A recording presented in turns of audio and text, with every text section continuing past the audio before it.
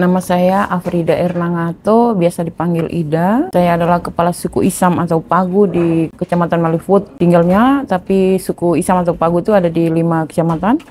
Kau, Malifut, Kau Teluk, Kau Barat, dan Jailolo Selatan Timur yang ada di Kabupaten Halmahera Barat.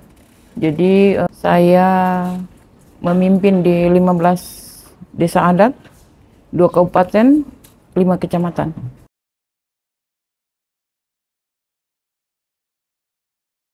Di dunia digital itu semua kan teknologi baru yang mana itu tidak ada dalam bahasa adat kita. Itu tantangannya dan ancamannya.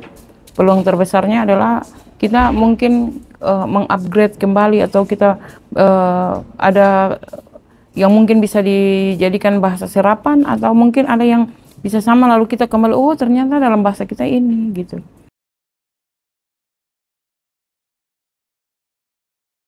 Contoh saya sendiri menggunakan media sosial. Saya pakai Instagram, WhatsApp, juga Facebook. Yang paling ini masif di Facebook ya. Jadi itu bisa kita kampanyekan. Misalnya tanaman obat, atau pohon-pohon, atau wilayah adat, atau apa saja yang menjadi kekayaan kita, itu bisa kita promote ke orang-orang di luar sana lewat media itu. Jadi dalam hal promosi tentu sangat membantu, tapi dalam hal teknologi ya kita kelabakan ya. Bahasa teknologinya, alat-alat itu tidak ada dalam bahasa kita.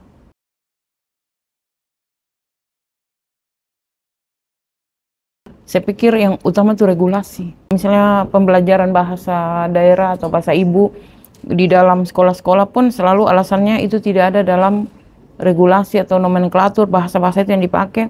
Dan ketika ada regulasi, bahasa ibu atau bahasa daerah kita itu bisa dipakai lagi, masyarakat pemilik bahasa itu merasa, bahasa kita penting ya ternyata ya.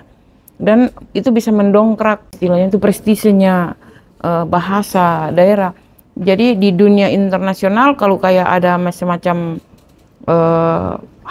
HAM tingkat internasional ada, tapi dalam hal bahasa belum ada kayaknya ya.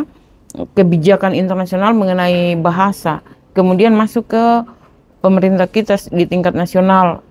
Secara spesifik belum ada aturan itu mengenai bahasa daerah, dan kemudian di tingkat daerah, di Perda maupun di Pergub ataupun di Perbub dan Perda kabupaten itu belum ada.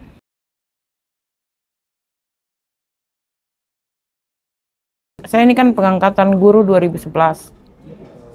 Masa muatan lokal bahasa Inggris. Jadi saya protes, tapi kepala sekolah bilang, tapi kita ndak punya ini, ndak punya bahan ajar. Saya bilang, bahan ajarnya itu ada di kepala. Ya, bahan ajar itu ada di kepala. Jadi kita bikin saja yang sederhana, mengenal alat anggota tubuh, kemudian mengenalkan warna, berhitung kayak begitu. Jadi yang paling gitu selama ini adalah di setiap momen kesempatan ketika saya diberi ruang untuk bicara, saya selalu mengajak, baik itu misalnya di gereja, atau di pertemuan-pertemuan di desa, atau acara-acara keluarga, saya mengajak orang untuk ayo mencintai bahasa, gunakan bahasa.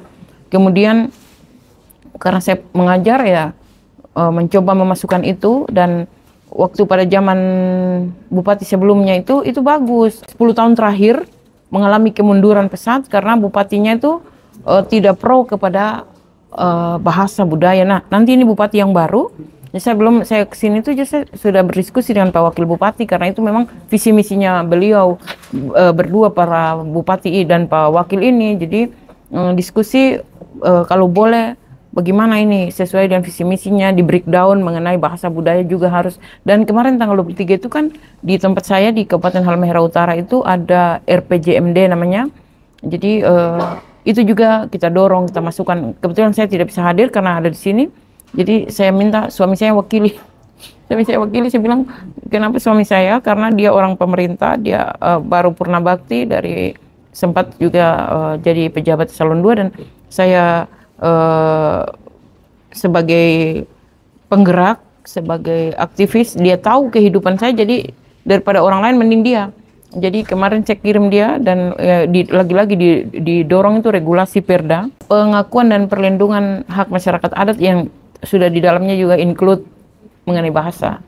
Jadi kalau ditanya apa saja, belum berhasil belum ada success story, tapi kita sudah memulai untuk melakukan tindakan penyelamatan. Bahkan kami pernah itu ada acara kongres bahasa daerah di Bandung, saya juga ikut waktu itu. Saya mau bilang ke orang-orang, ini loh, kalau kita mencintai bahasa daerah kita, kita pun bisa bicara di luar mengenai bahasa kita. Bahasa kita itu tidak kalah gengsi, tidak rendah mutu. Bahasa kita pun ini loh penting untuk diselamatkan gitu.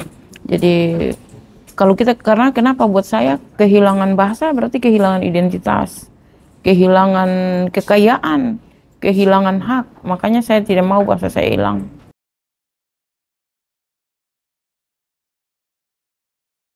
Yang utama adalah mulai membiasakan diri. Dalam segala hal gunakan bahasa. Ketemu kan bahasa ini kan tidak bisa hanya kita sendiri. Dia terjadi itu dua arah kan. Harus ada lawan bicara.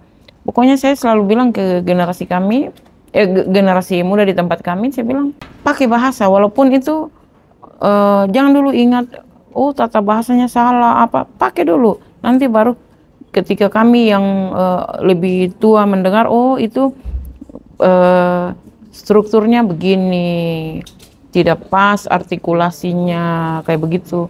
Jadi anak-anak muda sekarang dalam segala hal harus mulai menggunakan itu. Jangan menciptakan bahasa sendiri. Kecenderungan anak muda ini kan malah menciptakan bahasa sendiri yang kita pun jadi syok begitu ya, kaget ini apa ini maksudnya gitu kan.